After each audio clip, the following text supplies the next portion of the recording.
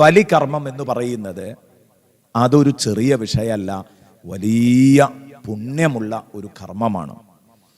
ബഹുമാനപ്പെട്ട സയ്യിദുനാ റസൂലുള്ളാഹി സ്വല്ലല്ലാഹു അലൈഹി വസല്ലമ തങ്ങൾ പറഞ്ഞ ഒരു വാക്കുണ്ട്, മാ അമില ബിഹി ഇബ്നു ആദം, മാ അമില ബിഹി ഇബ്നു ആദം യൗമൻ നഹരി മിൻ അമലിൻ അഹബ്ബ ഇലല്ലാഹി മിൻ ഇറാഖത്തി ദം. മുത്തുനബി സല്ലല്ലാഹു അലൈഹി വസല്ലമ തങ്ങൾ പറഞ്ഞു, ബലിപെരുന്നാൾ ദിനത്തിൽ ഒരടിമ ചെയ്യുന്ന ആരാധനകളിൽ മനുഷ്യൻ, ആദമിന്റെ മകൻ, ആദം സന്തതികൾ ചെയ്യുന്ന ഇബാദത്തിൽ അള്ളാഹുവിന് ഏറ്റവും ഇഷ്ടപ്പെട്ട ഇബാദത്ത് മിൻ ഇറാഖത്തി ദം, ബലികർമ്മം നടത്തലാണ്. രക്തമൊലിപ്പിക്കലാണെന്ന് പറഞ്ഞാൽ അറവ് നടത്തലാണ്. അതിനേക്കാൾ അള്ളാഹുവിന് ഇഷ്ടമുള്ള ഒരു പണി ഏത് ബലിപെരുന്നാൾ ദിനത്തില് അടിമക്ക് ചെയ്യാൻ പറ്റില്ല, ഒരു മനുഷ്യന് ചെയ്യാനില്ല. തീർച്ചയായിട്ടും നിങ്ങൾ ബലിയറുത്ത മൃഗമുണ്ടല്ലോ, ആ മൃഗം നാളെ റബ്ബിന്റെ അടുത്തേക്ക് വരും. അതിന്റെ കൊമ്പുകളും, ആ മൃഗത്തിന്റെ കൊമ്പുകളും അതിന്റെ കുളമ്പുകളും എല്ലാം ഉണ്ടാകും. കൊമ്പും കുളമ്പും ശരീരവും രോമവും മാംസവും എല്ലാമുള്ള ജീവിയായി പുനരുത്ഥാനം ചെയ്യിപ്പിക്കപ്പെട്ട് അത് നിങ്ങളിലേക്ക് വരും. നാളെ പടച്ച റബ്ബിന്റെ മുമ്പിൽ വരും.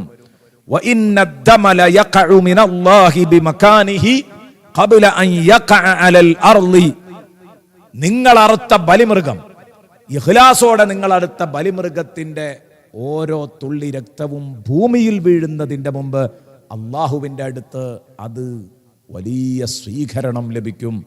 അള്ളാഹുവിന്റെ അടുത്ത് അത് വലിയ സ്ഥാനത്ത് സംഭവിക്കും എന്ന് പറഞ്ഞാൽ അള്ളാഹു അത് വല്ലാതെ സന്തോഷത്തോടെ സ്വീകരിക്കും. ഭൂമിയിലേക്ക് ആ രക്തമുറ്റ് വീഴുന്നതിന്റെ മുമ്പ് അള്ളാഹു ആ ഇബാദത്ത് കബൂലാക്കും എന്നർത്ഥം. അതുകൊണ്ട്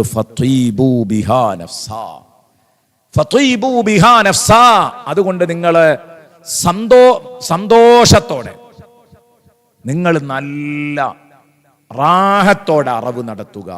ഫത്വീബു ബിഹാ നഫ്സ, അതുകൊണ്ട് നിങ്ങൾ മനസ്സു നന്നാക്കണം. അതാണ് അതിന്റെ നേരാർത്ഥം. എന്ന് പറഞ്ഞാൽ നമ്മളെ നാട്ടിലൊക്കെ സാധാരണ ഈ ബലിപെരുന്നാളാകുമ്പം ഏതാനും കൂട്ടുകാരിറങ്ങി വന്ന് ഈ വക കാര്യങ്ങളെക്കുറിച്ച് ആലോചിക്കുന്ന ദീനീ പ്രവർത്തകർ ഇറങ്ങി വന്ന്, അല്ല ഒരു ഉദഹിയത്തിന് ചേരുകയല്ലേ, അവർ വരുന്നത് കണ്ടപ്പോൾ തന്നെ ബലിപെരുന്നാൾ അടുത്തിട്ടുണ്ട്, അവർ വരുമ്പോൾ തന്നെ അറിയാം ഉദഹിയത്തിന് പങ്കുകൂട്ടാനാണ് വരുന്നത്. അപ്പൊ അവരെ കാണുമ്പോഴേക്കന്നെ അവൻ തലയിൽ ഇങ്ങനെ ചൊറിയാണ്, അവര് വരുന്നുണ്ട്, എന്താ അപ്പൊ പറയാ, എങ്ങനെയാ കൂടൂല എന്ന് പറയാ, പ്രാഗി പറഞ്ഞല്ല ഉദഹിയത്ത് ഇറക്കേണ്ടത്. നല്ല മനസ്സോടെ ബലികർമ്മം നടത്തൂ. കാരണം ഇത് നിങ്ങൾക്ക് ലാഭമുള്ള പണിയാണ്. ഇബ്രാഹിം നബി അലൈഹിസ്സലാമിന്റെ സുന്നത്താണിത്, നിങ്ങൾക്ക് ലാഭമുള്ള പണിയാണിത്. അത് നിങ്ങൾ ഹയാത്താക്കണം, നിങ്ങൾക്കതുകൊണ്ട് വലിയ പ്രതിഫലം കിട്ടാനുണ്ട്. ഇതാ പറഞ്ഞത്. എത്ര സുന്ദരമാണ് ഈ പറഞ്ഞ വിഷയങ്ങൾ. പ്രിയപ്പെട്ട സുഹൃത്തുക്കളെ, അതുകൊണ്ട് തന്നെ ബലിപെരുന്നാളായിട്ട് ബലിയില്ലാത്ത ബലിപെരുന്നാൾ, എന്താ പിന്നെ ബലിപെരുന്നാൾ ആഘോഷിക്കുന്നതിൽ അർത്ഥമുള്ളത്? ബലിപെരുന്നാൾ കാരണം എന്താ? ബലിപെരുന്നാൾ എന്ന് പറഞ്ഞതിന്റെ അർത്ഥം എന്താ? ബലി അറക്കുന്ന പെരുന്നാൾ അല്ലെ ബലിപെരുന്നാൾ. അതില്ലാതെ പിന്നെ നമ്മൾ എന്താ ഈ പറയുന്നത്? ബലിയില്ലാത്ത പെരുന്നാളിന് ബലിപെരുന്നാൾ എന്ന് പറയാൻ പറ്റുമോ? നമുക്കൊക്കെ അങ്ങനെയാണ് പലപ്പോഴും. നമ്മുടെ കൂട്ടത്തിൽ ഭൂരിപക്ഷത്തിൻ്റെയും കഥ ബലിയില്ലാത്ത ബലിപെരുന്നാളാണ്. ഈ ഒരവസ്ഥയിലേക്ക് നമ്മൾ തരം താഴ്ന്നു പോകാൻ പാടില്ല. ഞാൻ പറയാണ്, നമ്മളെ സംബന്ധിച്ചിടത്തോളം ഈ ഒരു ബലികർമ്മം മാത്രമല്ല, ഉദഹിയത്ത് മാത്രമല്ലേ നടക്കാത്തുള്ളൂ, ബാക്കിയുള്ളതൊക്കെ നടക്കുന്നില്ലേ? നമ്മൾ പൈസ ഇല്ല, എന്നെ കൊണ്ട് അതിനൊക്കൂല എന്നൊക്കെ പറഞ്ഞിട്ട് നമുക്ക് നടക്കാതെ പോയത് ഏതാണ്? അതിന്റെ മറുപടി ഒന്ന് മാത്രമേ ഉള്ളൂ, ഈ ഒരു ഉദഹിയത്ത് മാത്രമേ ഉള്ളൂ.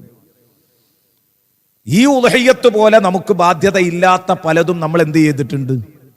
കുറിവെച്ചും ഒപ്പിച്ചും ഒക്കെ നമ്മളത് നടത്തിയിട്ടുണ്ട്. പക്ഷേ ഇത് മാത്രം നമുക്ക് ആവൂല. ഇതൊക്കെ വേണമെന്ന് കരുതിയാൽ അടുത്ത കൊല്ലം എനിക്കൊരു ബലികർമ്മം നടത്തണം, എനിക്കൊരു ഉദഹിയത്ത് ഇറക്കണം എന്ന് വിചാരിച്ചാൽ ഒരു കൊല്ലം കൊണ്ട് അത് ശേഖരിക്കുകയാണെങ്കിൽ എത്ര മട്ടത്തിൽ ഈ കർമ്മം നിർവഹിക്കാൻ പറ്റും? വിചാരിച്ചാൽ നടക്കാവുന്നതേ ഉള്ളൂ.